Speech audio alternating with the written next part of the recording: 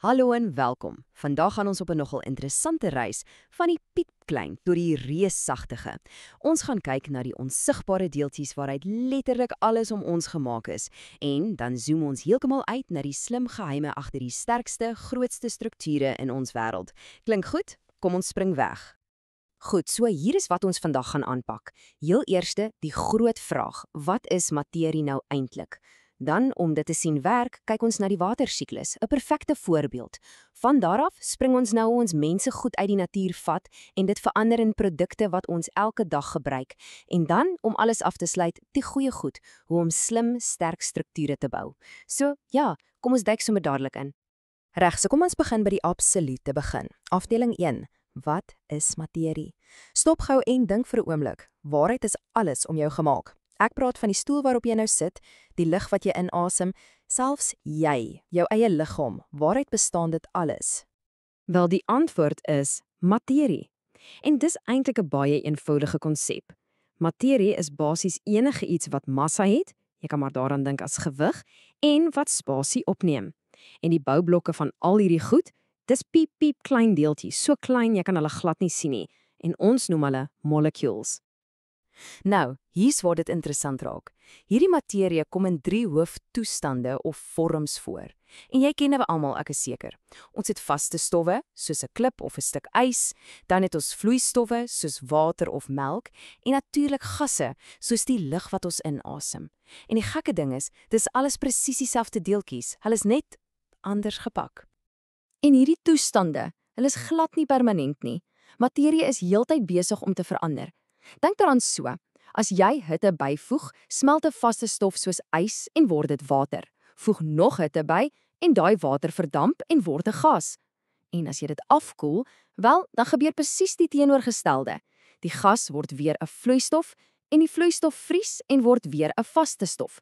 Dis 'n konstante siklus. Goed, so nou dat ons die basiese reëls verstaan, kom ons kyk hoe dit op 'n massiewe skaal in die regte wêreld werk. En daar's geen beter voorbeeld as die watersiklus nie. Dis letterlik materie in aksie, oral om ons. So, die watersiklus is regtig net hierdie hele proses op 'n reuse skaal. Dit begin alles met die son. Die son se hitte bak op die oseane en riviere en daai water verander in 'n onsigbare gas, waterdamp, en dit styg op. Hoog bo in die lug is dit natuurlik baie kouer. So, wat gebeur? Kondensasie. Daai gas verander terug in miljoene klein waterdruppeltjies en saam vorm hulle 'n wolk. En as daai druppeltjies te swaar word, val hulle terug aarde toe as reën, haal of sneeu. En dan begin die hele proses net weer van voor af. Die coolste deel, die totale hoeveelheid water op aarde verander nooit nie. Dit word net heeltyd herwin. Okay, here's 'n lekker fun fact vir jou, een wat die meeste mense verkeerd kry. Jy weet daai wit rook wat jy sien as jy 'n ketel kook. Ons noem dit stoom, né? Wel, hier's die ding, dis tegnies nie die gas nie. Die regte gas, die waterdamp, is heeltemal onsigbaar. Daai wit stoom wat jy sien, is eintlik al klaar miljoene klein waterdruppeltjies wat weer begin het om te kondenseer, soos 'n mini wolkie in jou kombuis. Reg, so ons weet nou waaruit dinge bestaan en hoe dit verander. Maar wat doen ons as mense daarmee? Dit bring ons by ons volgende afdeling, hoe ons goed uit die natuur vat en dit in produkte verander. Basies kan jy alle materiale in 2 groot groepe verdeel. Aan die een kant het ons onverwerkte materiale. Dis die rou goed, reguit uit die natuur uit. Dink aan sand, hout, dierevelle, die basiese bestanddele. En dan aan die ander kant het ons verwerkte materiale. Dis wanneer ons daai rou goed vat en dit verander om iets nuuts te maak. So ons verander houtvessels in papier, of ons looi 'n diervel om leer te maak. Ons verwerk dit. Kom ons gebruik papier as 'n voorbeeld, want dis iets wat ons almal ken. Hoe op aarde word 'n boom 'n bladsy in 'n boek? Wel, dit begin in die woud waar bome afgekap word. Daai hout word dan in fyn spaanders gekap en gekook tot dit 'n sagte, nat pulp word. En dis nou ook hier waar herwinning inkom. Ou papier word by hierdie pulp gegooi, 'n superbelangrike stap. En dan, om klaar te maak, word daai nat pulp oor reuse warm rollers gedruk om dit droog te maak. En skielik, het jy papier. Dis verwerking in 'n notedop. Maar hoekom gebruik ons sekere goed vir sekere dinge? Hoekom is 'n hamer van staal en nie van rubber nie? Dit hang alles af van die materiaal se eienskappe. Is dit hard of sag? Kan dit buig sonder om te breek of is dit styf? En natuurlik is dit sterk. Jy sal mos nie 'n reënjas uit papier maak nie, want papier is absorberend. Jy het iets waterdig nodig. Dit gaan alles daaroor om die regte materiaal vir die regte werk te kry, op grond van sy unieke eienskappe. OK, ons laaste afdeling en hierdie is 'n lekker een. Nou gaan ons kyk hoe ons hierdie materiale kan gebruik, nie net om goed te maak nie, maar om dit regtig sterk te maak. Dis tyd om te praat oor slim, sterk strukture.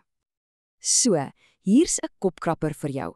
Hoe maak jy iets sterker sonder om meer materiaal te gebruik? Hoe maak jy dit sterker sonder om dit net dikker en swaarder te maak? Dit klink amper onmoontlik, né? Maar die geheim lê nie in waaruit jy dit maak nie, maar in hoe jy dit vorm. Daar's 2 baie slim triks. Die eerste een is doeteenvoudig: vou. Vat 'n plat stuk karton, dis floppy en swakrig, maar vou nou daai selfde stuk karton in 'n boks. Skielik is dit baie sterker en kan gewig dra. Die tweede truc is om stutte te gebruik. Dit is basies sterk pale of balke wat jy in 'n struktuur inbou om te keer dat dit buig of swik onder druk. So jy sien, dit gaan alles oor die vorm. En dit bring ons by die eintlike groot vraag. As vorm so verskriklik belangrik is, wat is dan die kampioenvorm, die sterkste vorm van almal in die natuur en in ingenieurswese? Kyk 'n bietjie rond na kragmaste, broue, selfs die raam van 'n fiets. Wat sien jy oor en oor? Die antwoord is die driehoek. Dink daaroor. 'n Vierkant kan jy maklik platdruk, hy vou in mekaar. Maar probeer 'n driehoek platdruk. Die krag word perfek versprei langs al 3 sye, wat dit ongelooflik sterk en stabiel maak. Wanneer ingenieurs 'n hele klomp driehoeke aan mekaar sit om 'n struktuur te bou, noem ons dit triangulasie, en dis die geheim agter party van die sterkste goed wat ons ooit gebou het. En hierdie idee is glad nie nuut nie. Lank voor ons staalbrugge en wolkekrabbers gehad het, het inheemse groepe hierdie beginsels al verstaan. Kyk net na hierdie voorbeelde van plaaslike strukture. Die Zulu se Beyekorfhut gebruik 'n sterke koepelvorm. Die Xhosa se Rondawil het stewige sirkelmure. En die Nama se Matjies huis gebruik 'n boogvormige koepel. Al hierdie ontwerpe gebruik slim vorms en plaaslike natuurlike materiale om sterk, duursame skuilings te bou wat perfek is vir hulle omgewing. Dis eeueoue wysheid in aksie. En so bring dit ons aan die einde van ons reis vandag, van die kleinste, onsigbare deeltjies tot die magtige, supersterk driehoek. So ek wil jou met 'n laaste vraag los. Nou dat jy weet waarna om op te let, watter slim en sterk strukture sien jy in die wêreld om jou? Ek daag jou uit, kyk 'n bietjie rond. Kyk na die dakbalke in 'n huis, die ontwerp van 'n brug of selfs net 'n eenvoudige kartondoos. Jy sal sien hierdie beginsels is letterlik oral. Dankie dat jy saamgeluister het.